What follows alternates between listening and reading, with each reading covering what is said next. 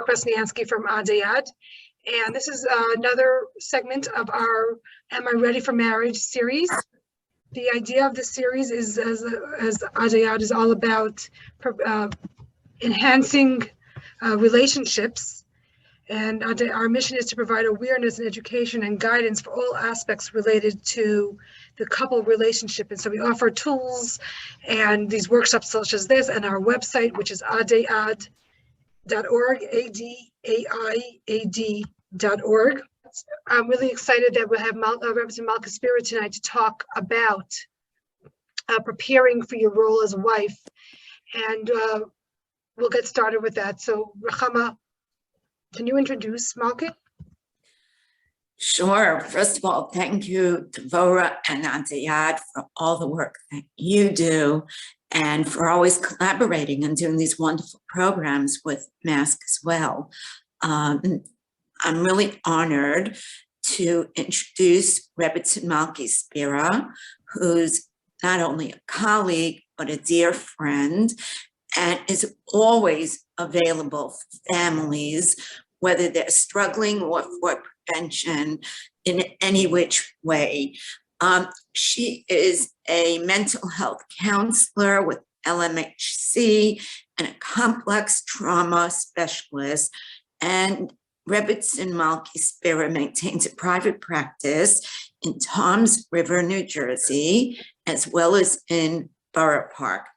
As a psycho-spiritual healer, Representative Malki utilizes a wide variety of modalities to help people move past their struggles and connect them to their core to effect deep and lasting healing. Representative Malki works with both individuals and couples to help them actualize their potential. It's a true honor. I'd like to welcome you on tonight, Representative Malki. Ruchama, can we just talk a little bit about what MASC does? Sure. So MASC, we are in our 25th year. We have over 115,000 families that have participated in some of our programs. We are a helpline for all mental health struggles, including addiction and school issues.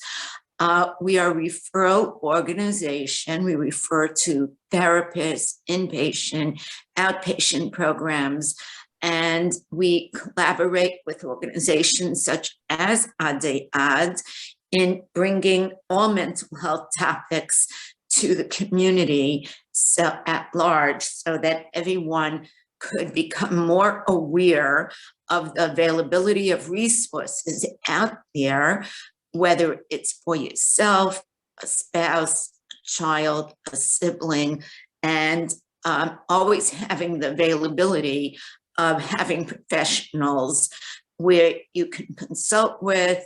We do private referrals for individual therapy, for couples, for pre-marriage. MASC also has an after-school program. We have a radio show every Thursday night at 9 p.m. on the Zev Brenner station, which is 6:20 a.m. on the radio dial, or talklinecommunications.com. Thank you, and Representative Malki. Right. So I'm really excited about tonight's talk, Representative Malki Spira. We'll be talking about preparing for your role as a wife. And next week we'll have for men preparing for your role as a husband. So men, this is not for you.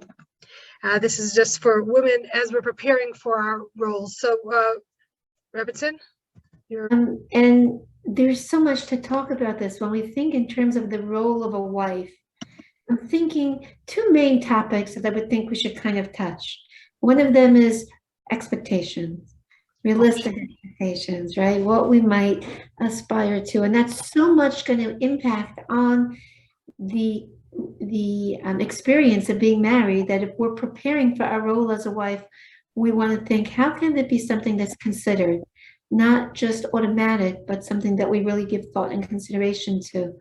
And the second thing would be, in terms of at least touching on, what does it mean to be in a relationship? How do I turn up in a relationship? When I think of my role as a wife, how can I prepare for that? There's so much that people can do while they're waiting to find the Basherta that can empower them to have a really wonderful relationship. So there's so much to talk about. First thing I would want to say to anyone who's listening to this is grab a pen and a paper. And as we talk, see what really talks to you, because I'm going to say from the beginning, what is your takeaway and what's your plan? Let's start thinking about that, because research shows that when people just listen to something and say, oh, that sounds like an interesting idea, how about I make a change in my life? There's about a 35% likelihood that they'll actually make a change. But if people say, what's my plan? I'm not just motivated, but I want to think about how I'm going to actualize this. There's a 91% chance of following through. So I want to say, grab a pen and a paper, and as we move along, think, what touches me here that I would like to realize in some way, that I want to invest some effort in to start to make a difference in my life. And it's a really important topic, Devora, excuse me, because the divorce statistics are dismal and abysmal.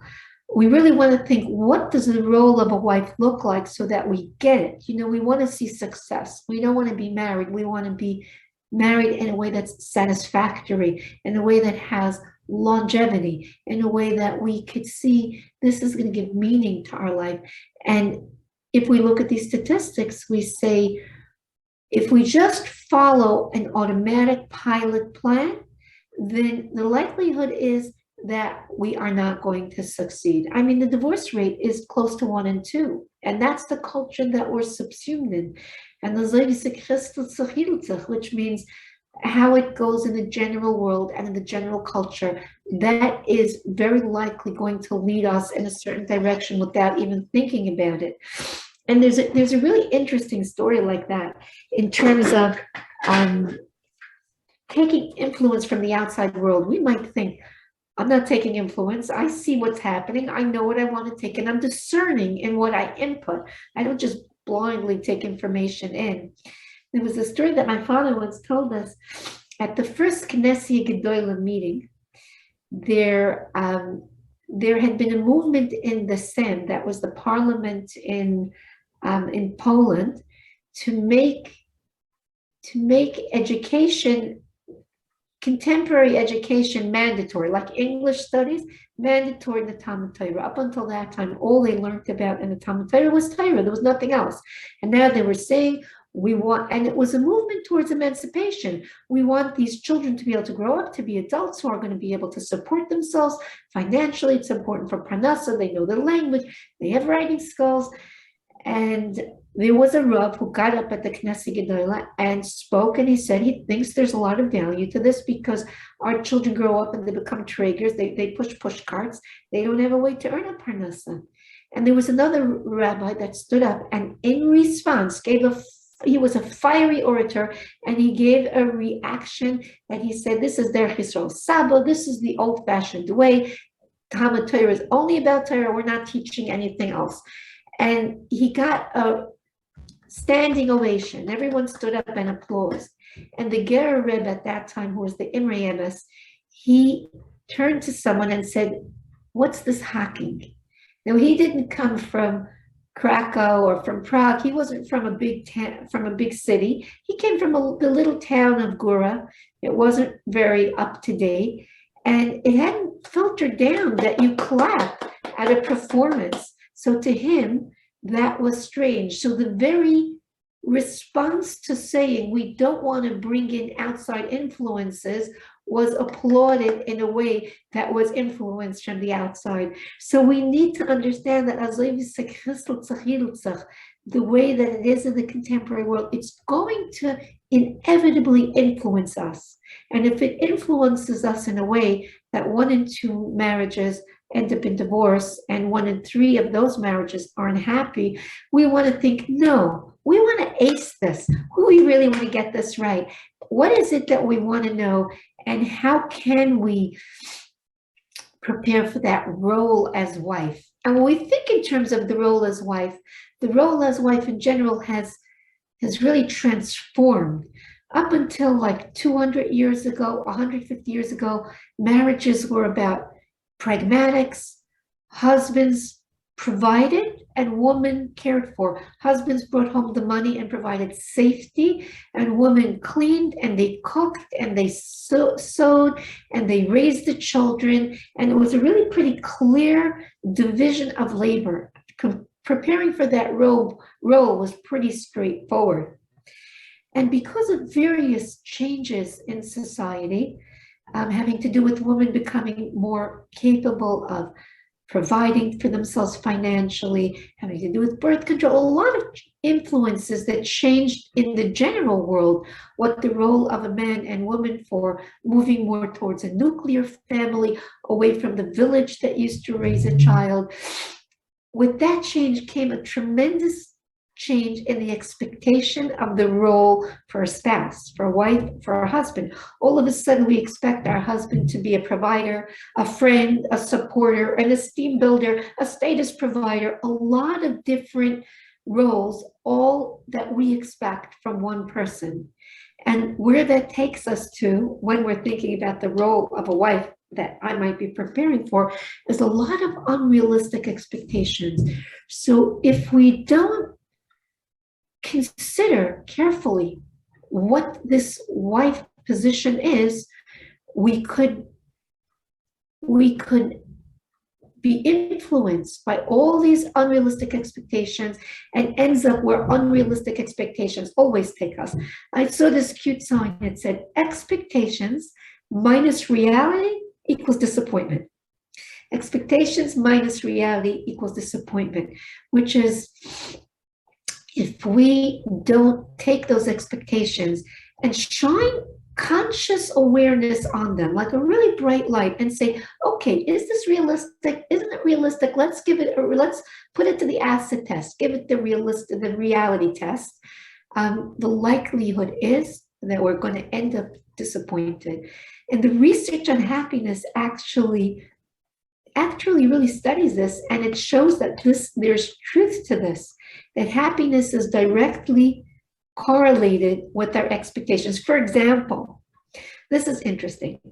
There was a research that showed that a person's happiness is predicated on their success as related to their same-sex parent, which means if you're more successful than your same-sex parent, you will be happier. And if not, you will be less happy. You will be disappointed. So if your father is successful in real estate and you become a lawyer and you're making $2 million a year or $3 million a year, and your father has a couple of $100 million in real estate, you're going to feel like a failure. You're not going to feel happy. You're going to feel disappointed because you're less successful than your same-sex parent, as opposed to somebody who's flipping burger in Burger King, but they're flipping burgers and their father's a janitor and they're earning twice what their father was earning. That person's happiness quotient is going to be higher than the person who's a defense lawyer that's earning millions of dollars, but he doesn't come any place close to the success of his father. So this starts making us think a load of unrealistic expectations is going to make us unhappy, even if the situation is really pretty good, you know? So again, that takes us to a place that says, let's think about it. Let's think about a marriage that's rife with unmet expectations that leads to unhappiness and leads to this very, very high divorce rate in America. That is not surprising if we think about those expectations. So, you know, Devora, one of the things that I think about that I once got in trouble with a college teacher for talking about, because she said, I don't think that's very Yiddishlich. We should be hopeful. So I have to say, I've spoken about this to Rabbanim, and it's very Yiddishlich to be realistic. And what the research shows, and this is research by John Gottman. John Gottman is a marital and sex therapist. He's one of the preeminent marital therapists in the world today. He's actually Orthodox. His name is Shmuel, and he wears a kappah when he talks, but he's done a lot of really nice research. And what he says is when we have differences, about 69% of our differences are not reconcilable. Now think about if we have expectations of our spouses to meet our needs.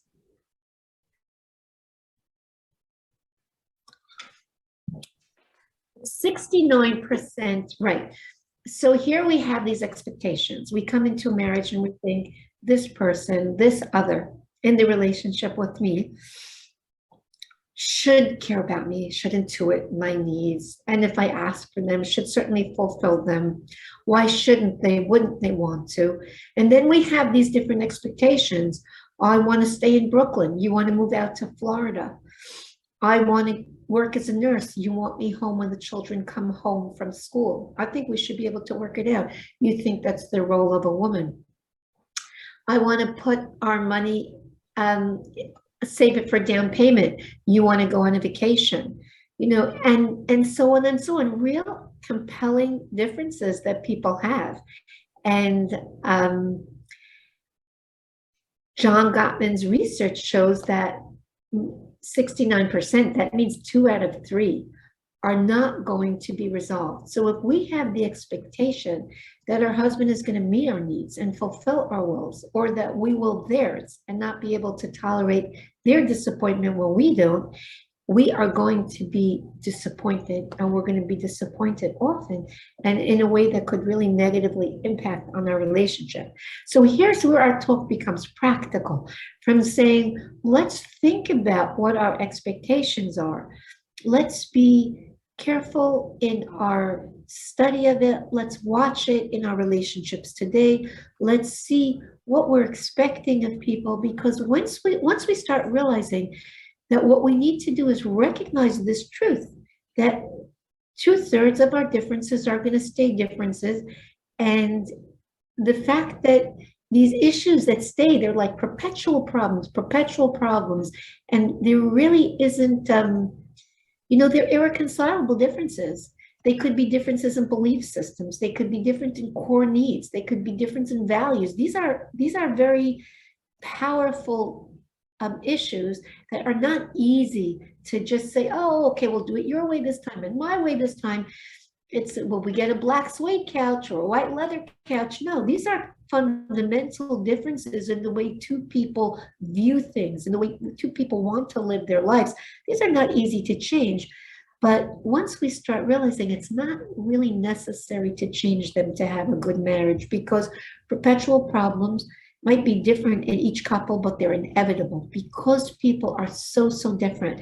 We have different aspirations, we have different hopes, we have different shapes, we have different backgrounds, we have different value sets, we have different influences. Two people are so different that regardless of who the two members of this coupleship are, every single couple is going to have differences that are not reconcilable, that are painful. And those differences don't really go away, but that reality doesn't undermine a relationship as long as we can hold it. So expectations become, if our expectation can shift from what I expect you to do for me to make me happy to the expectation that says sometimes we'll be able to, and often we won't, and that's okay, because every couple has differences. Times they won't be able to meet each other's needs, and those differences don't go away easily. What you want to be aware of and be careful of is that they don't turn into gridlock. You don't want these problems to become something that you're either fighting about all the time or something that you're withdrawing from the relationship, right? Because otherwise these types of issues, they cause frustration, they cause resentment, they cause defensiveness, they cause contempt, they cause withdrawal, right? And all of these things weaken relationships. And a word about the directive to use good midas in marriage and be mevater. So I want to just share my experience on vatranas. It's a wonderful midah, and you have to also think about that quite a bit, because when you say, okay, I'm willing to relinquish this need for the sake of the marriage, I'm going to be mevater. We'll do what you want.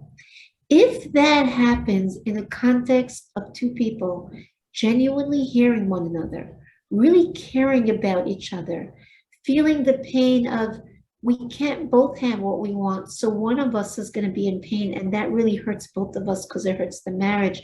And this is just a frustrating truth of the marriage. So if a person says, well, I'm going to be mevater and I'm going to gift this to you, and the other person feels thank you for that gift, that vatranus can bring a couple closer together. On the other hand, if there's some kind of power differential, conflict, a need for conflict avoidance. So a person is saying, okay, let me just be mevater. So let's say the woman likes to wash the dishes and leave the counters clean because she doesn't want to wake up to that in the morning. And her husband is saying, it's 1:45, just come to bed. There's always dishes. You'll do it tomorrow. I don't want noise and banging. Let's just make night. You should be making night now, right? So if they're not really sharing this difference in the way they see, and this is something minor, it's not even a fundamental core difference between them. And if the woman just says, oh, forget it, I don't need a fight at 1:00 in the morning, I'm just going to go to bed because that's what he wants. But she doesn't really feel heard.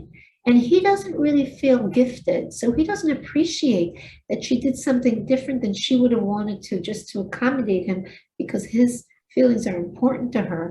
Then oftentimes being mevater in that way leads us to these feelings that I was talking about: frustration, resentment, defensiveness, contempt, or withdrawal, and they take us out of a relationship. So if we recognize that these problems, every couple has such problems, and while they're inevitable, they're not going to go away, but it's okay to have them. What our goal is not to get lost with them, not to end up in war or withdrawing, so not in gridlock because of them. And the most important thing is to know that how you handle these problems is more important than what the problems actually are. The respect for one another, the willingness to hold, I get what this is like for you. I get how big this problem is for you, since when this problem is so big, what it symbolizes for you, what it would be like for you if it would be fixed. And you can get that from me also, to be able to move into an orientation towards unmet expectations in some manner like this can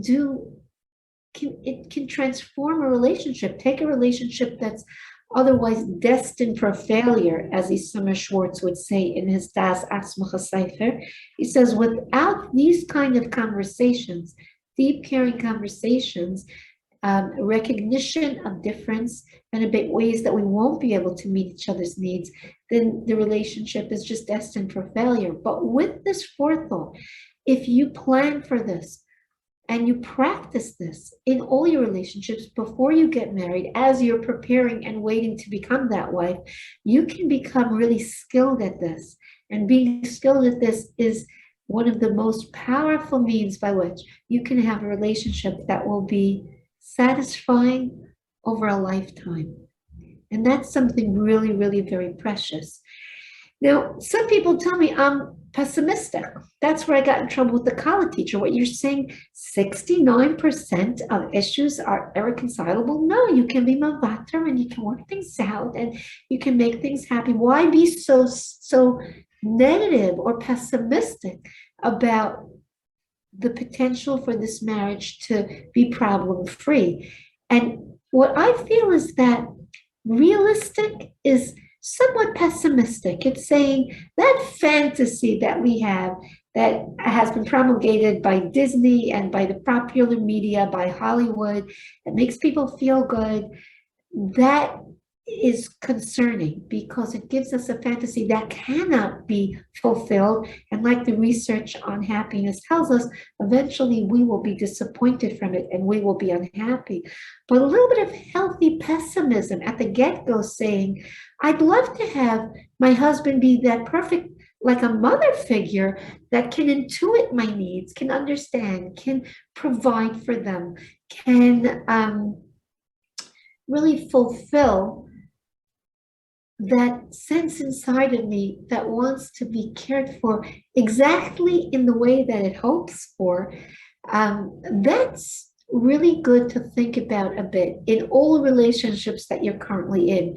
Because if you can bring a little pessimism there and say, hey, you know, life isn't quite like that. And people aren't going to intuit your needs perfectly. You're going to have to learn how to communicate your needs. And a third of the time, when your needs are different, they'll probably be met. But that's okay, because that's how relationships are. So that pessimism is healthy. It goes a long way. You see, there's a problem, Devora. People are afraid they're not going to marry the right person. And a lot of people date and date and date, and they can't commit to one person because of this idea that's about 200 years old. That was part of the movement of Romanticism that says there's an ideal, perfect being out there that can meet all our needs and satisfy all our yearnings.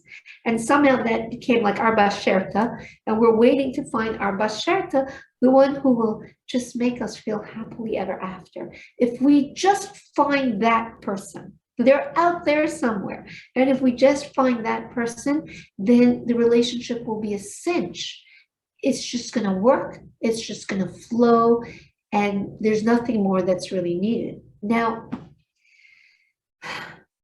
pessimism, when you have been inundated with messages like that since you read Disney books in your childhood, a little bit of healthy pessimism is really a very, very good thing when we're thinking of making marriage work, because the reality is really every person out there is gonna frustrate us, is gonna annoy us, is gonna even madden us, certainly will disappoint us.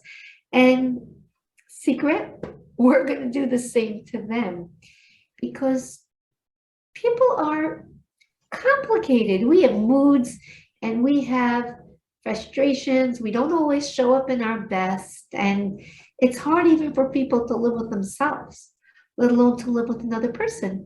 It's this being human is like a tricky business, you know? It's not easy. So when we shine reality on the fantasy, that's the reality test, and we say, oh, what could it really be? Well, not quite that. And you know what? Even if someplace in the back of my mind and my programming, I have a sense, like almost a gut sense. It's not in my cortex. It's not a narrative. It's not a story, because I was an infant, but I have this feeling as an infant that mom was there for me. She loved me. She cared about me. And she did exactly what I needed. She met my needs. The truth is that sometimes mom did, and then we remember the good mom, and sometimes mom didn't. And if we think about it, we remember the bad mom. The thing about being really little is we don't have a continuity of narrative. We have this splitting. So the good mom is stored in our brain separately from the bad mom. They're just kind of split. So if we don't explore, we don't go down a path of inquiry to kind of check out, where did we get this idea? What's the good mom idea really? This idea that there's someone who's just going to intuit my needs and fulfill them without feeling of personal cost, you know, just caring about what I need. And if we kind of even look at that, we'll realize many times mom wasn't there for us, and she didn't meet our needs so automatically. And when she did, she was willing to sacrifice for us. But spouses don't really sacrifice for each other in that way. They might sacrifice for their own children, but that isn't really, it's superimposing an idea of what a parent is willing to sacrifice for a child on a couple relationship. When we explore this, when we shine the light of reality on it, we say, hey, again, a little bit of pessimism goes a long way in saying, let's be pessimistic in terms of a fantasy, get the real idea up there, and prepare for my role as a wife who's going to show up in a relationship where there are irreconcilable differences, and that's okay, because that's inevitable for two human beings who who, like it says in Tehillim, Moshe Yechidim Baisa, Hashem makes this really huge mace, and he takes two individuals and he puts them under one roof and they survive it together because we're so different. So, hey, now we could be optimistic about growing together and learning so that we can live with the inevitable frustration to the great possibilities of a long-term, meaningful relationship. And the research on marriages is very on positive marriages. There's just been new research now in February of 2022, like it's very new research. And again, showing for people who are in happy marriages, on almost every measure, they do well. The research I saw was on dementia. They decline less. They have less cognitive decline, people who are in happy relationships. But also they live longer, and they live longer like by 5 years. So it's really worth having this optimistic, pessimistic, realistic picture of a relationship that can really last a lifetime, and maybe even add 5 extra years to your life, 5 extra years that you're cognitively with it, so that's exciting. 5 more years to do things that might be meaningful for you. So recognizing that we ourselves are frustrating and maddening and disappointing, and we will be so for other people, and they will be like that for us. That's something that's really a basis. That's an idea, a understanding that's a basis for a solid relationship. So a woman who wants to prepare herself for the wife role is going to give herself time to contemplate what this really means for her.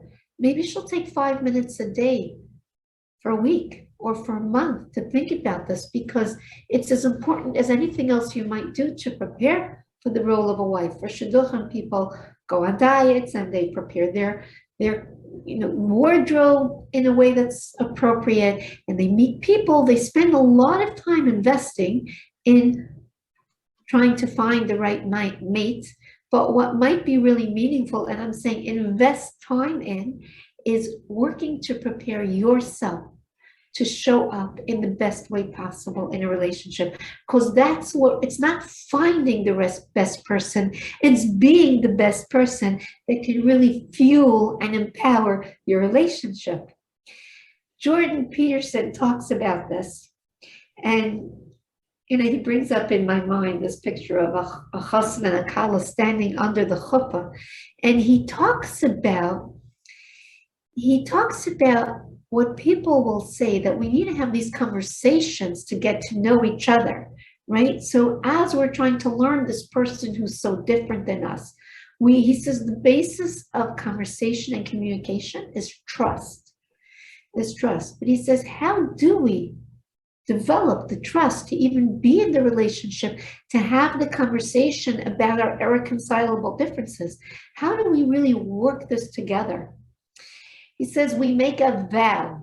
We get under that chuppah, and in front of many people, we sign a contract that says we're going to show up for one another. It's a commitment that we make to each other. Yeah, it's a commitment that we make to each other. And he says, because if we're going to open ourselves up to be vulnerable, to really be in a relationship, to have those conversations, we're going to be incredibly vulnerable there. Why? Because we are all terrible at times, reprehensible, shameful, weak. There's so much in us that unless we can really feel safe and trust the partnership, trust our spouse, trust our relationship. If we can't trust our relationship, we won't be able to have those conversations. And he says, so this is how it goes. He says, I handcuff myself to you, and you handcuff yourself to me. That's really what happens under the chuppah. And now we live together. And when something happens, we talk about it, but we have no place to run. There's no place to run away from each other. So our truths can come out. And one of two things happen. Either we live in mutual torment, or we choose to grow. We grow in resilience, we grow in potential, we grow in turning up for the other, we grow in the ability to be able to be mevater without being resentful, we grow in acceptance, we grow in tolerance, we grow in being there for each other, even though that's hard over all our differences. So that's something that's just so central for us to be able to be in the communication process as a couple that's necessary to really be able to show up for one another in a way that grows us.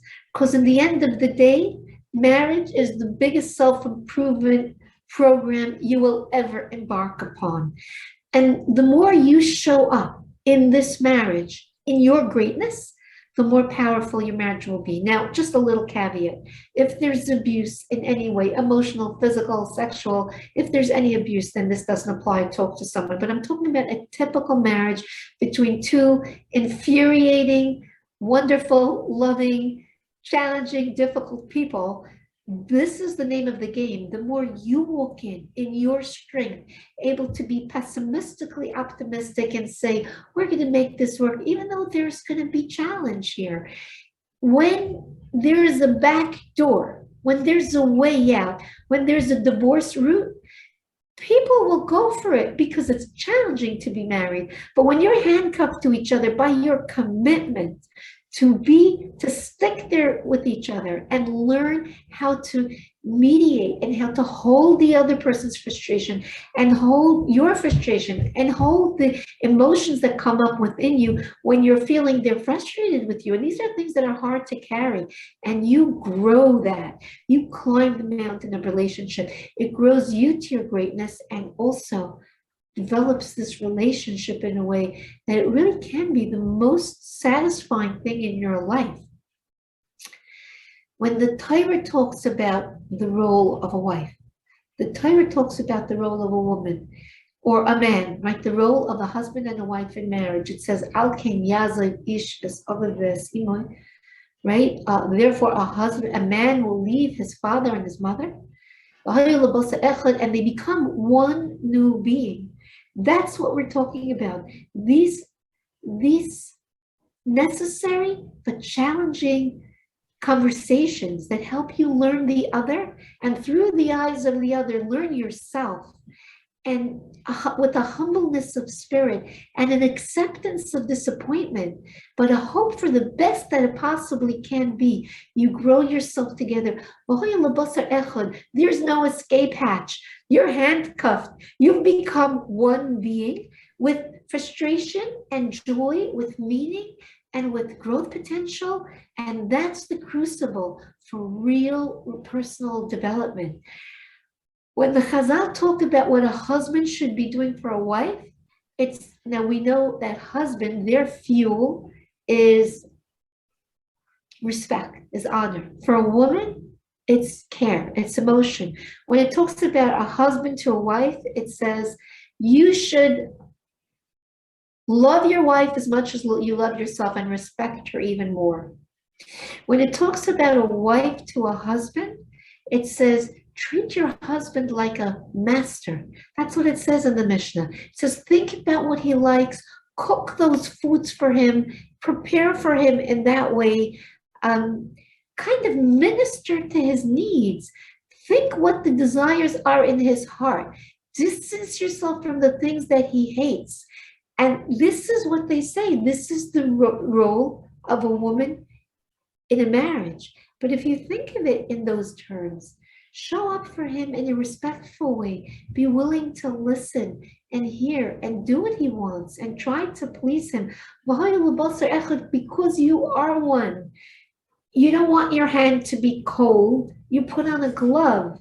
It's you, your husband, and you. You're two parts of one whole. Once you're basar echad, once you're one, then putting yourself out for him becomes more natural. But holding yourself when you're anyway cold also is natural. This is hard for me. It's hard to show up that way, you know? So if we can divest ourselves of the idea or the ideal of that perfect spouse, of the perfect one out there that can intuit our needs and fulfill them and will leave us happily ever after, and embrace realistic expectations, primarily being 2 out of 3 marital differences are not reconcilable, but that's okay. We, as a devoted couple, can surmount that and find joy and happiness and satisfaction in life. And look at this as an opportunity for self-improvement, because we will grow ourselves to our greatness here. Then we'll really spend our time building ourselves to be that best spouse ever, that's committed, that can tolerate, that can accept differences, because we're viewing the relationship through the lens of realistic expectations and letting that help us learn how to be our best self in a relationship. So really learning how to be in a relationship. So that's what I have to share for tonight. And I'm just wondering if there are any questions. So Malki, we spoke, thank you so much. We said a lot, and I jotted down a lot of things. There's my pen. When we talked about using this time before marriage to prepare for this. So one of the things that you said, like how to be vulnerable. So to get to know yourself, know how to have difficult conversations, to express what you're looking for. How can we do that? Not in the actual marriage relationship, but what are some examples of ways that we can do that within any relationship? Sure. And especially because while we're waiting for the role of wife, we want to practice that with parents, with neighbors, with children, with nieces, nephews, co-workers. There are so many times that we have the opportunity to do that. And I think one of the ways to do that, though the closer we are, the harder it is, but the more potential we have for being able to make ourselves truly vulnerable, but to watch out. First thing is catch how you're feeling. So self-intimacy is developed by asking yourself these 3 questions. How am I feeling? Why? What can I do to take best care of myself? Because if we keep our finger on the pulse of our internal emotional life, we will take care of ourselves before we react. We'll be able to choose how we want to respond. Most people don't have this knowledge, so they're reacting. So again, that's how am I feeling? Why? What can I do to take best care of myself right here, right now in this situation? And as you practice and you become more aware of your internal emotional reaction, right? What's happening? Oh, this is a time I'm distressed. I'm unhappy because my mother's expecting me to help with Pesach when I really have to finish a course that I'm taking. The neighbor keeps parking in a way that makes it hard for me to get into the driveway.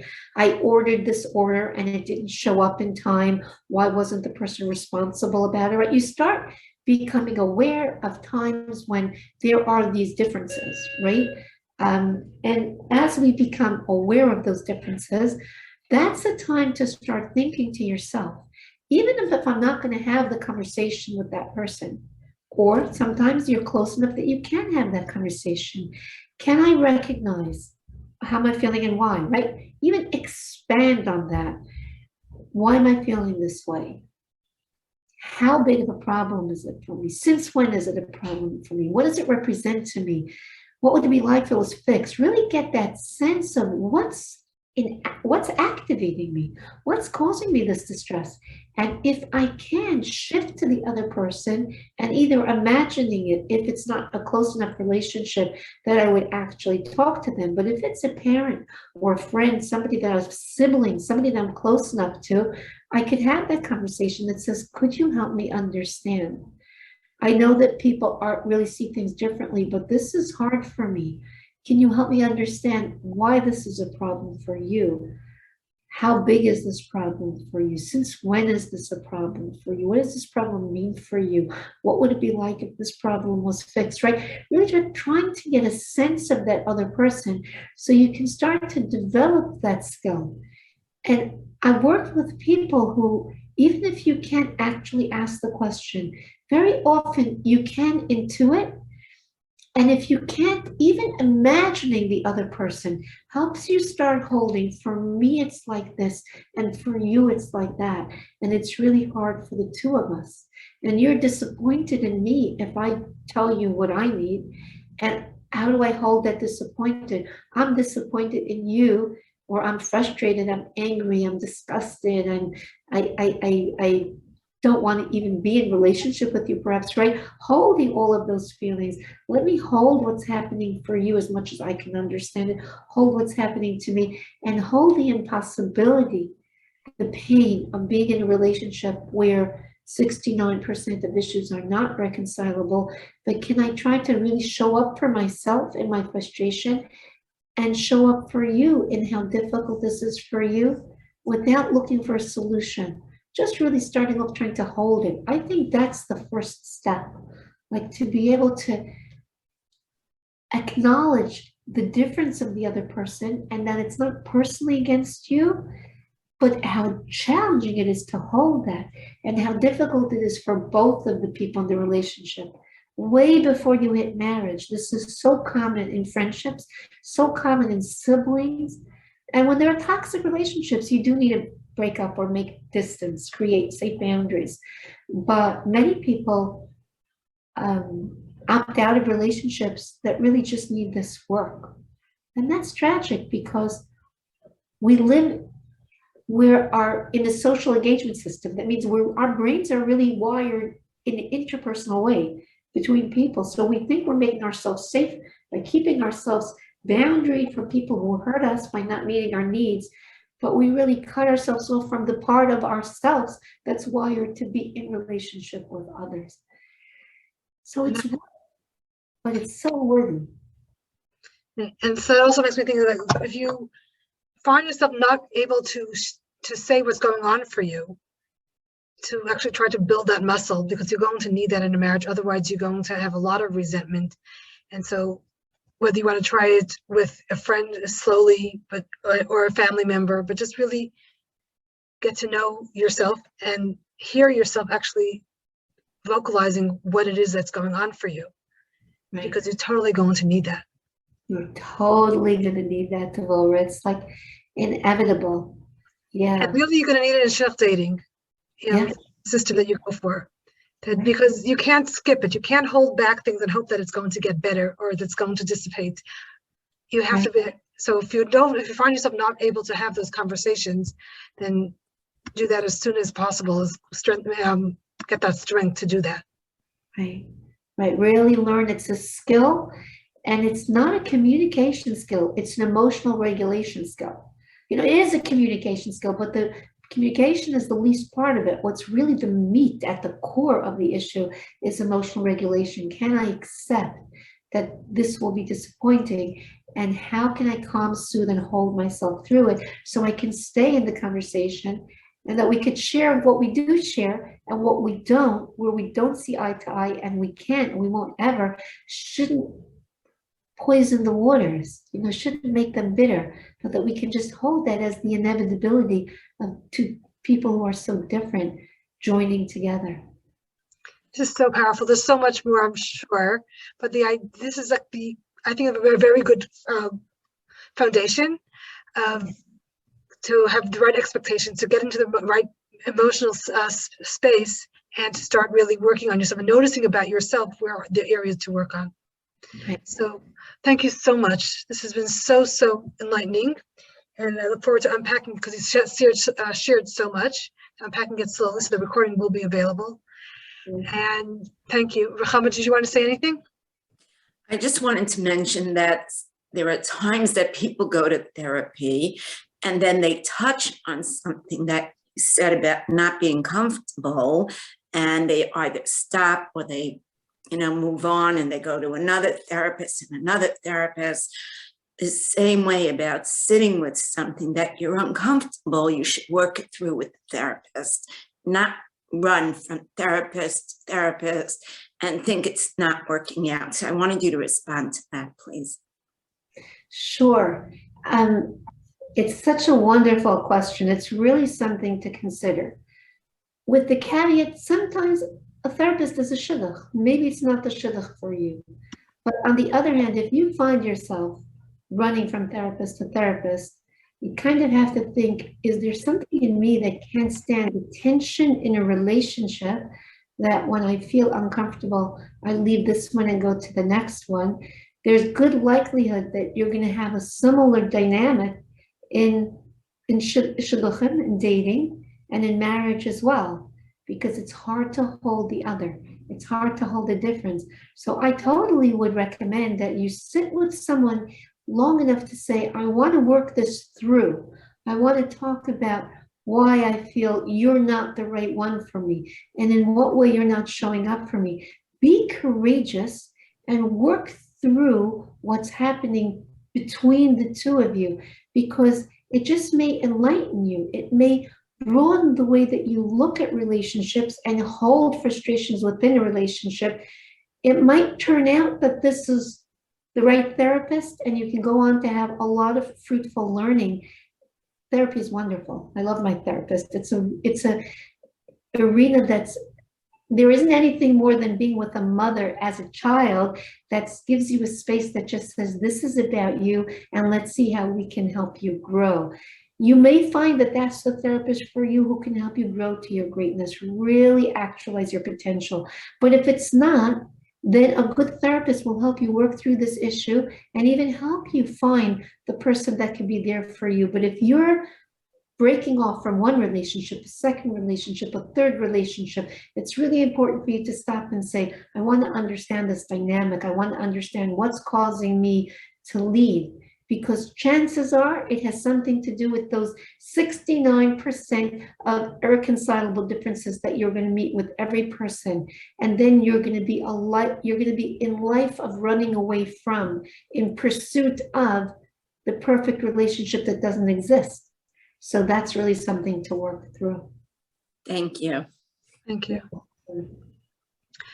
Thank you so much, Malki. Thank you so much, Ruchama from Mask, for doing this together with us at Adai Ad.